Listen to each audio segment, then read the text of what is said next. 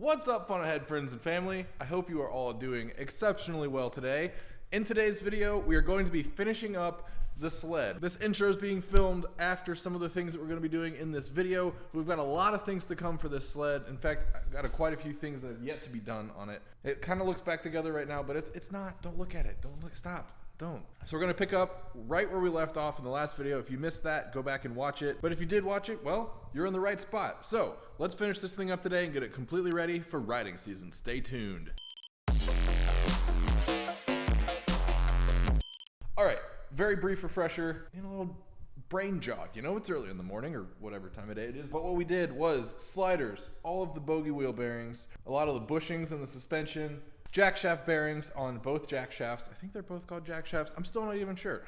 The shocks are staying as is. They seem fine. They probably need rebuilt. I don't know. Plus, we're going to go ahead and replace several items that I didn't mention in the last video, and we'll talk about that later. So for now, let's pick up right where the last video left off. Please enjoy. Alrighty, we are back. It's been about a week and a half since we've been working on the sled because I had to order parts and then wait for them. Dude, I need a freaking haircut. I look like Ace Ventura. Anyway, Ace Ventura will continue to tell you about the parts that we just got. Alright, let's do a quick rundown of everything I ordered. Some new upper bogey wheels. These have a specific bearing and this little, metal bushing. I figure I might as well buy the entire assembly because it's actually cheaper per part. Bushings for the rear suspension. Bushings for the upper steering column. These are wearing out on my sled. Bushing for the jack shaft bearing. What are they? The jack shaft bearing deflector. Jack shaft bearings themselves, hardware for the rear radiator, bogey wheel bearings, all of them are getting replaced, a retaining circlip for one of the bogey wheels, which I somehow managed to lose, and carbides. Comment down below, guess how much all of this stuff cost. Just take a guess. One thing I didn't mention is the sliders, which I actually already had the sliders. Thank you, Matt. But including the sliders and things I just showed, that is everything that we're going to be replacing. So I'm actually going to start with working on the hardest thing, which I think will be the jack shaft bearing installation. So these two are pressed onto the shafts, and these two are pressed into their housings that are inside of the chain case. So all four need to be pressed on in some way, shape, or form. Once we get those done, then we can work on the skid. I'm just going to go ahead and put all of the bearings into the bogey wheels, and then we'll do the sliders, maybe not necessarily in that order. Then we can start throwing stuff back together once we, of course, put the new bushings in place. So these are actually ice cold because I have had them in the freezer. So I'm actually going to start attempting to install the two bearings that are in the freezer in their respective location. Then we'll worry about pressing the ones onto the shafts.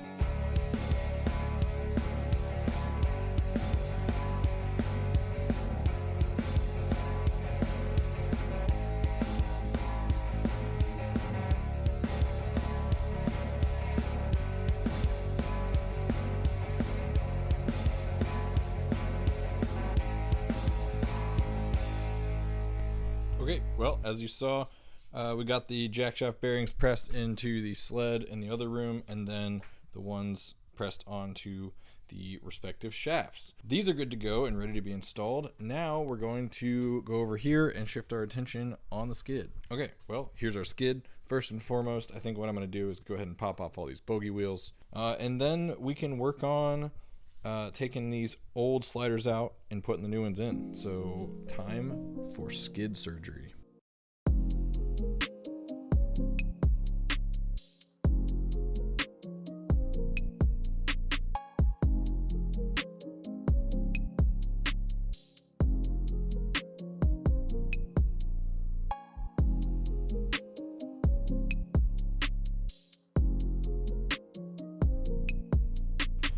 Well, we've got the old sliders off. As you can see, yeah, they were toast. Pretty glad we're doing this. It was time. Let's take a quick look at everything. Just for fun, let's look at some bogey wheel carnage. So a lot of them were actually pretty good for the most part. Let's see, but we did have two of the front ones that had completely lost the grease covers and were on their way out. Oh yeah. That's real crunchy. This one was literally about to fall out, lost the grease seal. This one was the one that had somehow lost its circlip to hold the bearing in, and so it was just kind of freewheeling there. Well, from here, I think I'm just going to go ahead and start myself a little bogey wheel bearing assembly line, and then I'll go ahead and put the new sliders back on the skid. That way we'll have the skid bundled up and ready to go.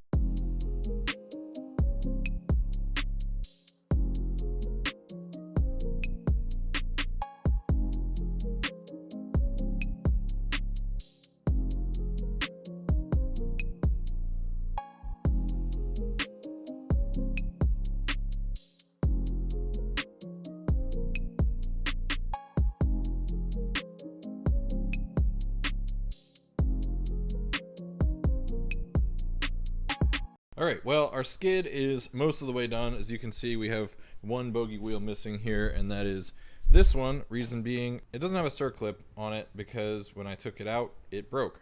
So we're missing one circlip that is on order.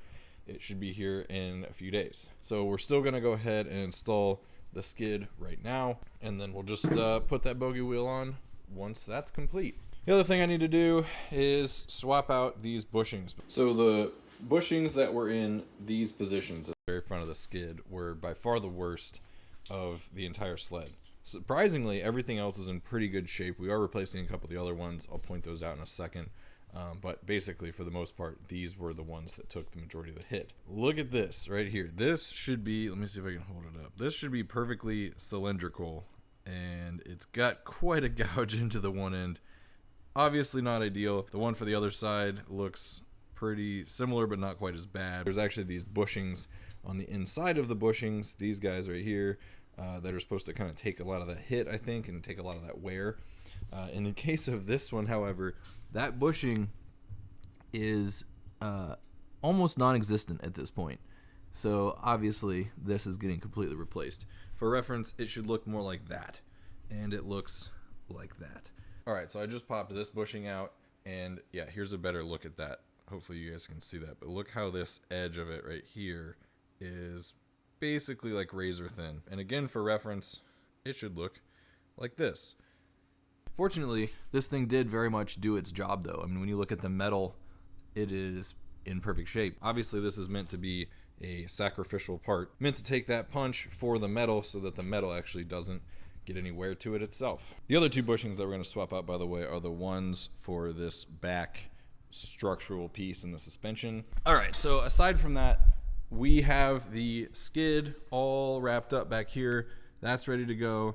Obviously, we don't need that quite yet to be able to put the track back on. We've got our jack shaft and our, is this also called the jack shaft? I don't know. We've got our shafts ready to go, and I'm gonna go ahead and begin putting the track and the jack shaft back up in place.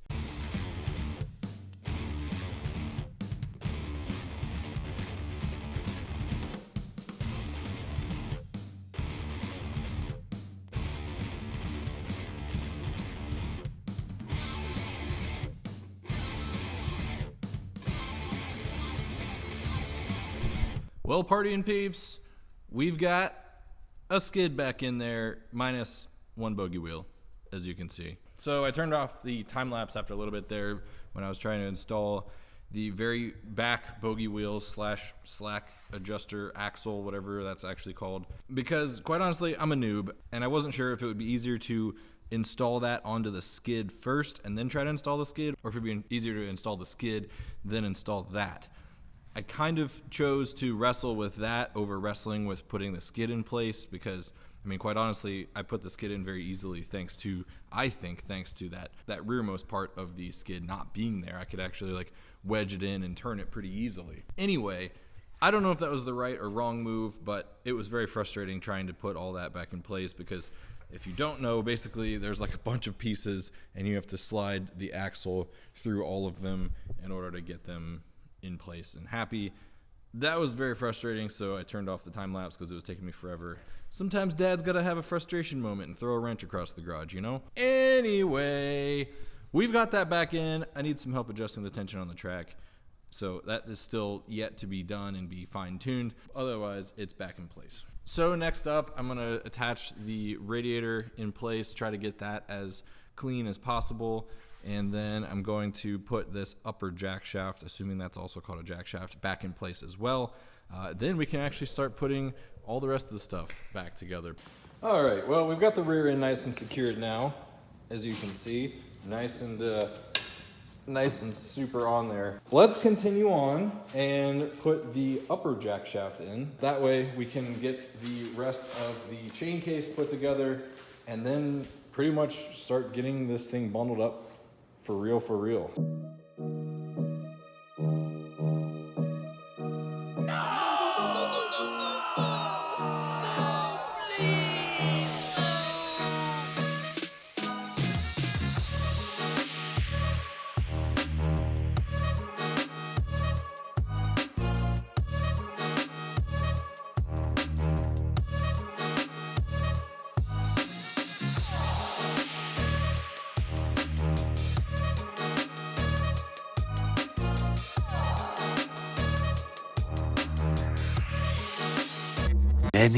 Many minutes later. Alrighty, so now that all of that is done and put back together, we still have yet to run the track to fully adjust the tension on the track and the straightness of the track, whatever. We need to adjust the rear axle. I made a bit of a boo-boo when I was putting the chain case back together, admittedly. I got one of the spacers wrong, and therefore it resulted in me needing to replace a few more parts. We're going to talk about that in just a few seconds. The next order of business after we get the chain case back together is going to be the front suspension. So basically I decided through talking to my brother-in-law, Matt, shout out Matt, who is very knowledgeable on sleds. This used to be his sled, in fact. Sounds like the front suspension is also a culprit for things that fail, the bushings in the front suspension. So we're also going to be doing that today. We're replacing all 8 bushings for the 4 control arms. Okay, on the note of the chain case parts, what we're doing. Oh, also we're putting the new carbides in today as well. I forgot to mention that. All right, so on today's episode of Admitting Wrongdoing, that sounds very legalese. I don't actually mean it to sound that way. I screwed up when I put this back together. There were several weeks apart from when I took this apart and when I put it back together, which is very different from every other time I'm taking the chain case apart. Basically, your boy made a boo-boo, and I put this spacer ring, on the wrong side of the top jack shaft gear. Whoopsie daisy. Basically, I put this on the inside, closest to the actual jack shaft bearing, and this needs to be on the outside of the gear, which means that these 2 gears were not lined up like this. They were lined up like this. Yay! And the chain's not going to run right like that. Yay! Not only was everything pretty bound up, and I was like, that's strange. Why is the brake dragging? I don't know. This was completely rubbing on the chain case right here, which fortunately it didn't do any significant damage to the cover. The chain popped off a little and did some rubbing on this case, which is dope. And I'm pretty sure I stretched the chain super badly. So my little mishap with the spacer ring resulted in me wanting to therefore buy a new gear because I put this strain on it. Plus, there was a lot of wear on these teeth anyway, and I was already debating getting a new one, but I was like, no, I'll run another season. It should be fine. So we've got a new gear and we got a new chain.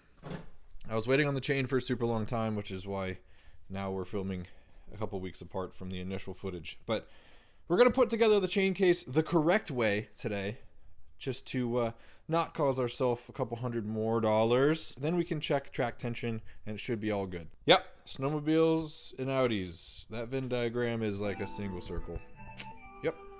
Yep.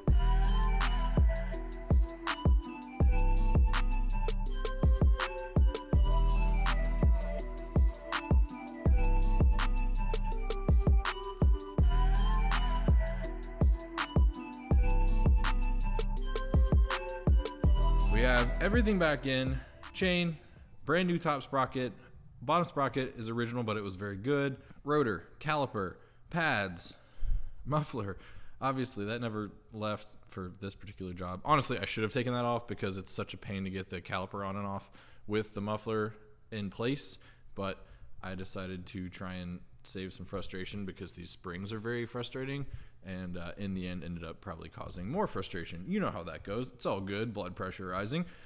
But we got the battery back on too. We have the chain case filled with synthetic chain case lube, which means it's time to fire this thing and do a track tension check. Just kind of feeling it. It feels okay-ish, but we'll see if the track, walks at all. This track does kind of inherently have some walk to it. I don't know if that's normal or not. It just always has. So I'm going to grab some wrenches to be able to mess with this tensioner, and then we have to loosen up this rear axle to be able to slide that axle back and forth.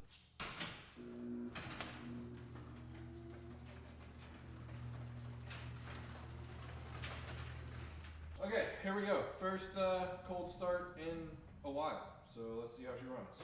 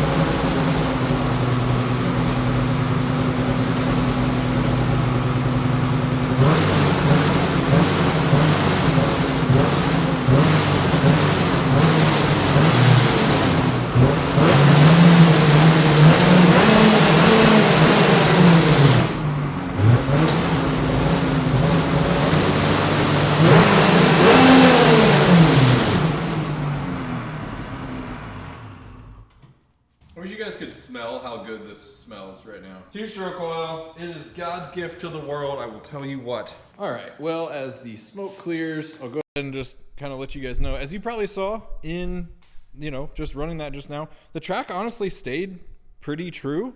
It didn't really walk at all. And I think I have the tension pretty even on both sides. So I guess what I'll do is tighten all of that up, fire it up again, and then just make sure that it still runs happy and true, and then maybe we can call it good.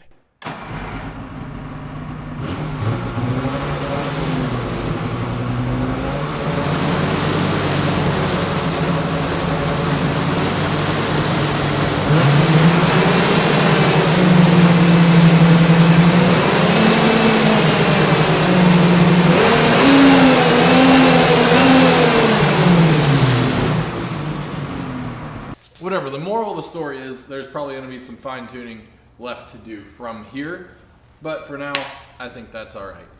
So let's go ahead and move on to the front end of this thing. We've got the front end up in the air, or as the kids said in 2009, the Ayer. Yeah, just said that. Okay, moving on. So, like I said, two main things that we're going to tackle on the front end here. One, the control arm bushings, of which there are 8. 2 per control arm. Also the carbides on the skis. So I'm going to start with the hardest thing first, more of a process to get the control arm bushings out and replaced. The main part of that process being we need to take off the spring tension. Once we remove the spring tension, we should hypothetically have a lot more ability to take the control arms off and not be fighting the spring tension. So what I've already gone ahead and done on either side is loosened the locking ring for the suspension. Next thing is we're going to count the number of threads that the shock is currently wound down to so that we can put it back to where it is right now. And then we are going to loosen the shock and get all of the spring tension off.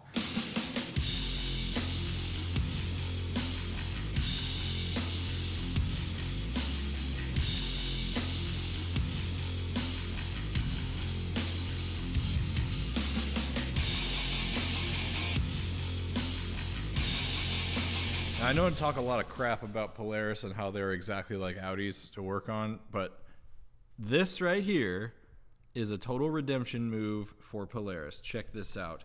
There is an escape hole for this bolt to be able to slide into so you can take your suspension out.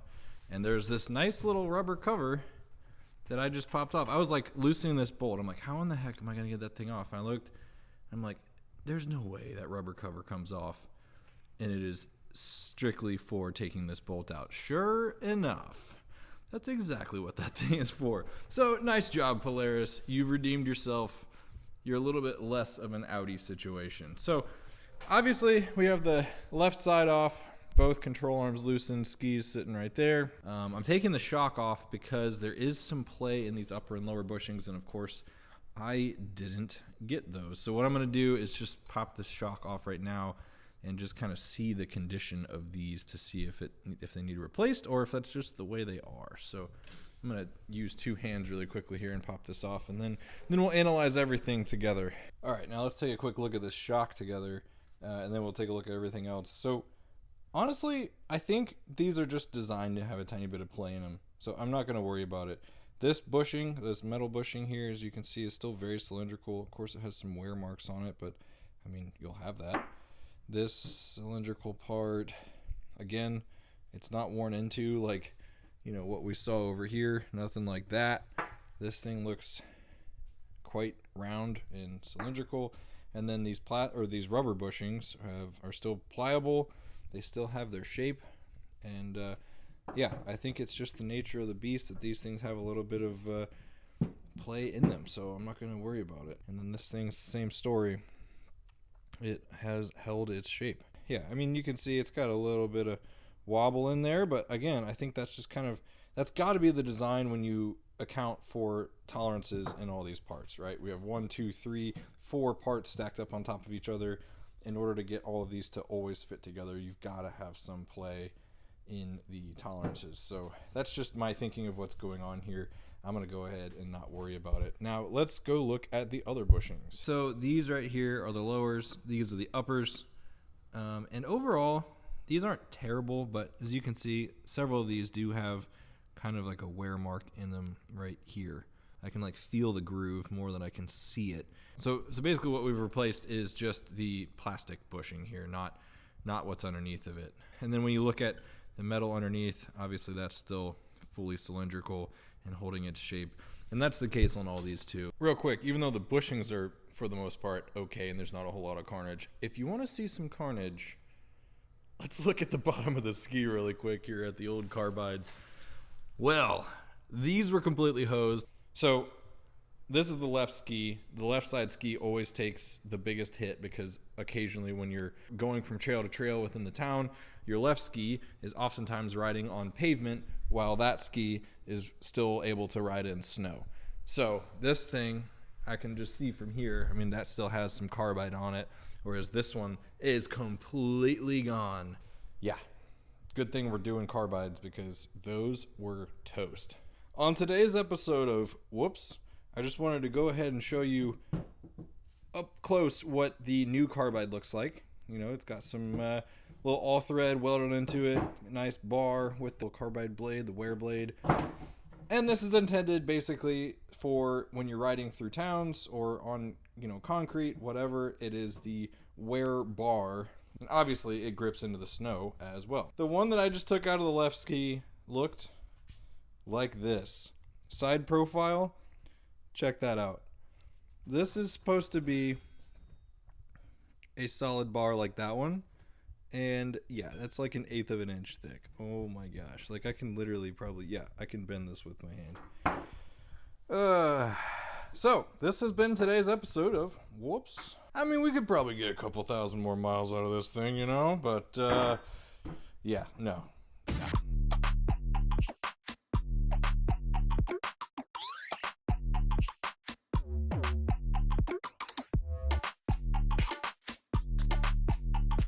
Even though we didn't see carnage so much on the bushings on the left side, the right side is a different story. We had 2 bushings that were broken up and missing pieces.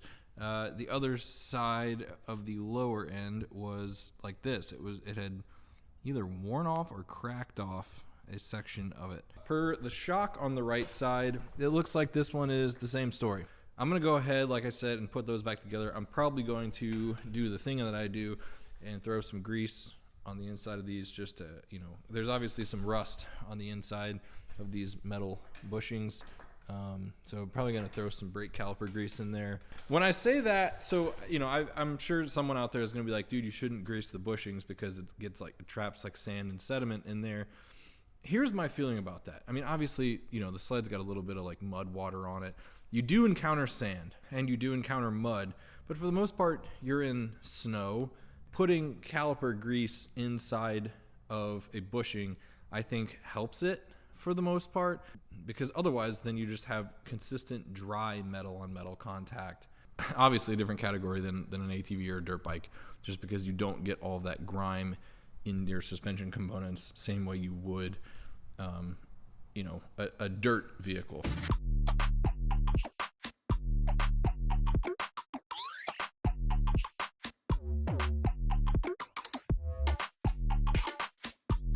And just like that, we've got old Eddie Sledder sitting on its freshly refreshed suspension. Also, speaking of Eddie Sledder, which is my Sled's unofficial nickname, drop a comment down below if you know what Eddie Vedder is famous from. Please tell me I'm not the only old one here and the only one who likes good music.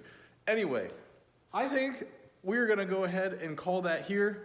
We are officially ready for sledding season, and I am freaking psyched out of my mind.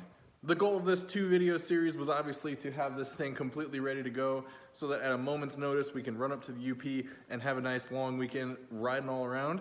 And it officially is done. So, thank you all so much for watching these 2 videos. If you enjoyed them, please do me a favor and hit that like button. It really helps out my channel a lot. And please drop a comment down below and say what's up. And also, tell me what Eddie Vedder's from. You guys are the best. I really appreciate each and every one of you guys watching. Yes, you. I'm looking right at you. And I will see you all in the next video. Oh, hey, Fun Ahead friends and family. Thanks so much for watching that video.